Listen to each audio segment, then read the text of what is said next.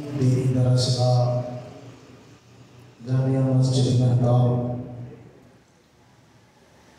آپ حضرات کے سامنے مولانا عابد حنیف صاحب اور الحمدللہ بہت سے اکابرین تشریف لا رہے ہیں۔ اسٹیج پر تشریف فرما ہے جناب مولانا عبدالمعین صاحب اور دیگر علماء قاری ارشد طوفانی، مولانا شبیر حیدری، مولانا عثمان گولن صاحب۔ اللہ تبارک و تعالیٰ ان حضرات کے آنے کو آپ حضرات کے سننے اور سنانے کو اپنی بارگاہ میں قبول فرمائیں۔ ایک مرتبہ محبت سے درود پاک پڑھیں۔ اللہم صلی علی سیدنا و مولانا محمد وعلی آل سیدنا و مولانا محمد کما تحب و ترضی۔ نبی پہ چاند تارے درود پڑھتے ہیں، فرشتے بھی سارے درود پڑھتے ہیں۔ محبت سے بولیے جی۔ نبی پہ چاند تارے درود پڑھتے ہیں، فرشتے بھی سارے درود پڑھتے ہیں۔ انسان تو کیا ہے سارا جہاں ہے نعت خواہ ان کا، خدا کے سارے نظارے درود پڑھتے ہیں۔ ذرے ذرے درود پڑھتے ہیں، قطرے قطرے درود پڑھتے ہیں، اس لیے کہ اعمال میں اعلیٰ درود ہے۔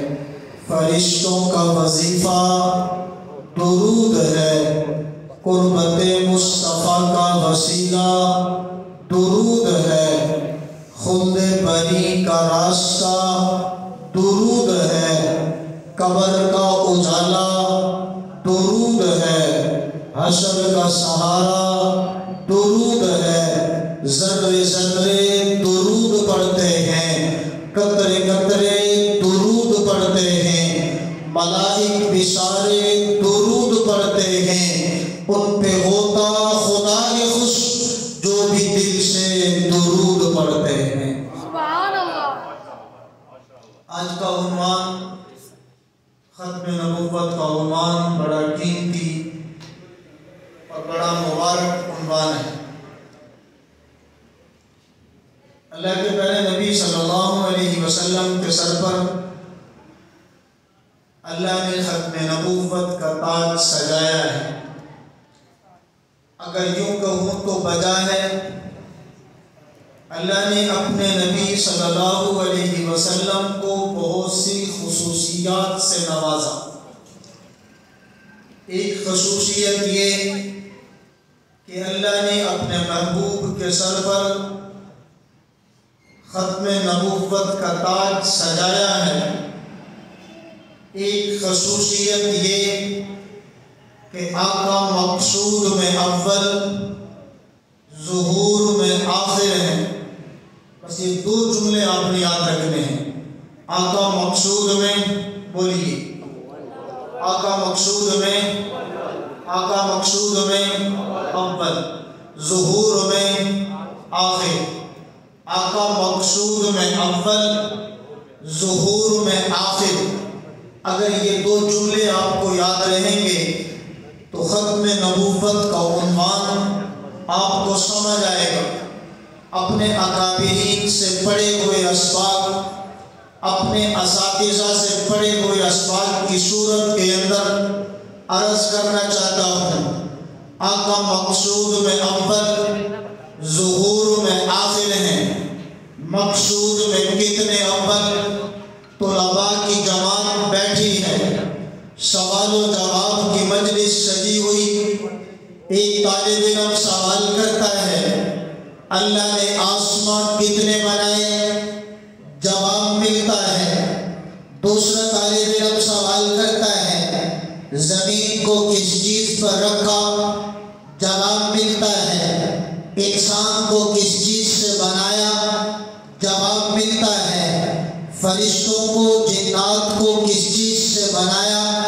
جواب ملتا ہے۔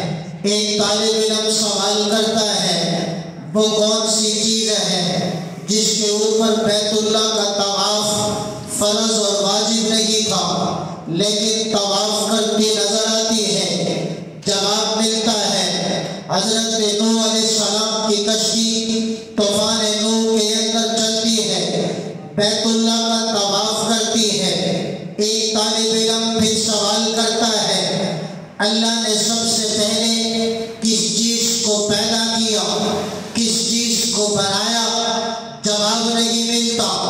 طلباء کی جماعت استاد کے پاس پہنچتی ہے کہ ہمارے سوال و جواب کی مجلس سجی ہوئی تھی، سوال یہ آیا، اللہ نے سب سے پہلے کس چیز کو پیدا کیا ہے؟ وہ استاد طلباء کی جماعت کو اٹھا کر مولانا قاسم نانوتوی نور اللہ مرقدہ کی خدمت میں پیش کرتے ہیں کہ شیخ، طلباء کی سوال جواب کی مجلس سجی ہوئی تھی، ایک طالب علم نے سوال کیا، اللہ نے سب سے پہلے کس چیز کو پیدا کیا ہے؟ کیا اللہ نے سب سے پہلے زمین کو پیدا کیا، آسمان کو پیدا کیا، جنات کو پیدا کیا، فرشتوں کو پیدا کیا؟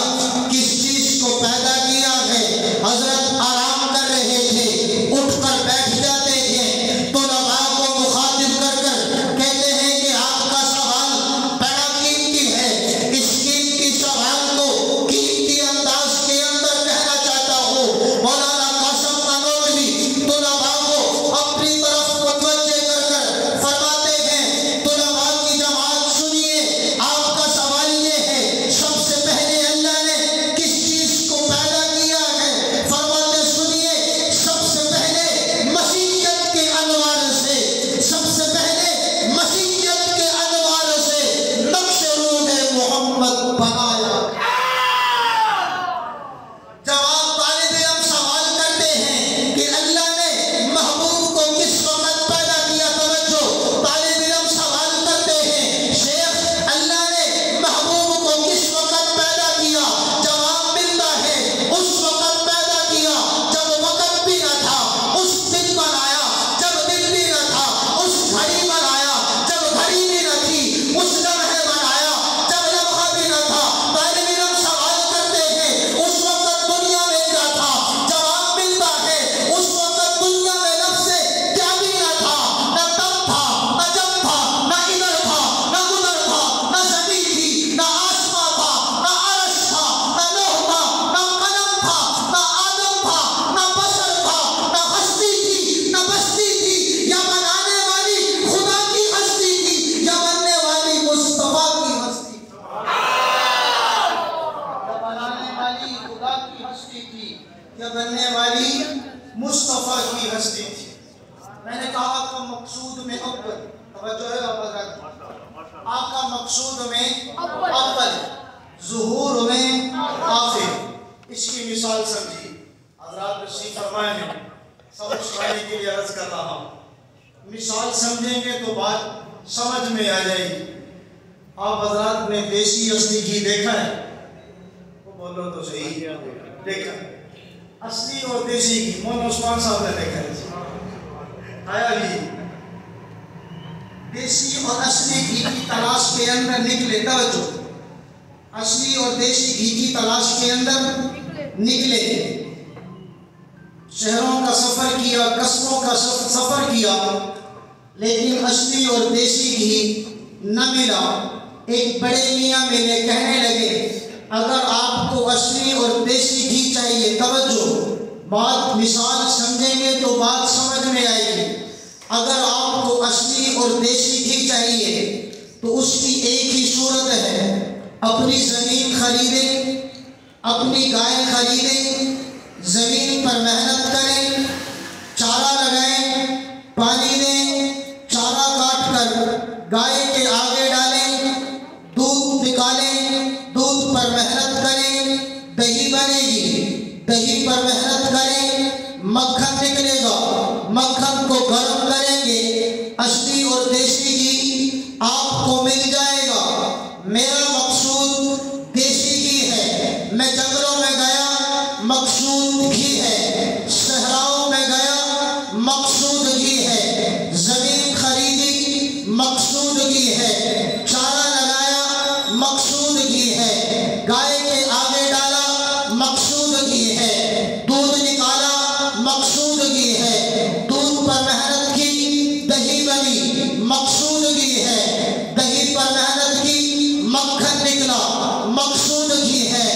مکھن کو گرم کیا، اصلی اور دیسی گھی ظاہر ہو گیا۔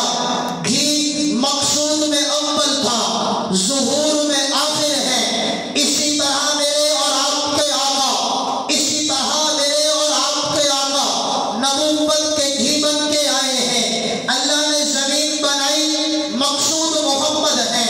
آسمان بنایا، مقصود محمد ہے۔ لوح و قلم بنائے، مقصود محمد ہے۔ عرش بنایا، مقصود محمد ہے۔ پوری کائنات کو سجایا، مقصود محمد ہے۔ پوری انبیاء کی جماعت کو بھیجا، مقصود محمد ہے۔ جس طرح گھی مقصود میں اول تھا، ظہور میں آخر ہے، اسی طرح میرے اور آپ کے آقا مقصود میں اول ہے، ظہور میں آخر ہے۔ سبحان اللہ۔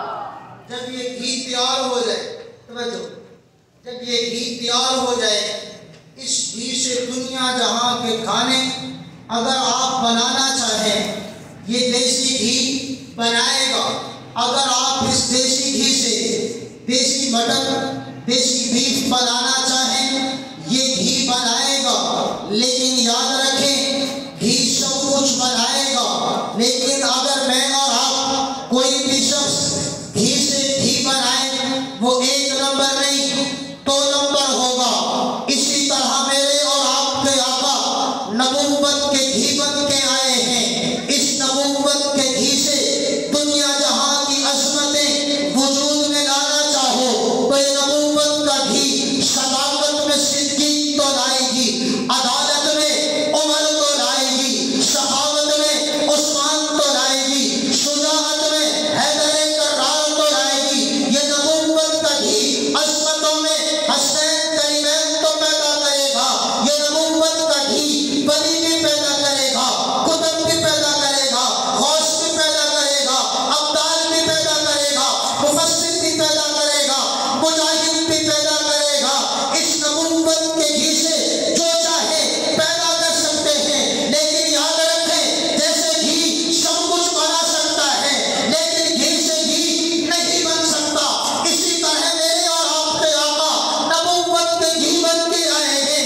اس نبوت کے گھی سے دنیا جہاں کی عظمتیں وجود میں آ سکتی ہیں، لیکن میرے نبی کے بعد کوئی نیا نبی تیار نہیں ہو سکتا۔ اسی بات کو ایک شاعر نے کہا ہے، رتبہ بشر کا بلند کر دیا ہے، بشر نور میں پیوند کر دیا ہے، سدرہ کو زیر کمند کر دیا ہے، ملائکہ کو پل پل پابند کر دیا ہے، پہناتے تجھے تاج ختم نبوت، نبوت کا دروازہ بند کر دیا ہے۔ توجہ ہے اب؟ اللہ نے اپنے بس آخری بات کہنے چلا ہوں، اللہ نے اپنے نبی کو بہت سی خصوصیات سے نوازا۔ ایک خصوصیت یہ کہ اللہ نے آپ کے سر پر ختم نبوت کا تاج سجایا۔ دوسری خصوصیت یہ ہے، جس نے آپ کے چہرے کو دیکھا آپ کا غلام بنا۔ عبداللہ بن سلام تشریف لے کے آئے، وقت کم ہے، تشریف لے کے آئے، اپنے اعتراضات تھے، نبی کے چہرے مبارک کو دیکھا، نبی کے قدموں میں بیٹھ کر نبی کا غلام بن گیا۔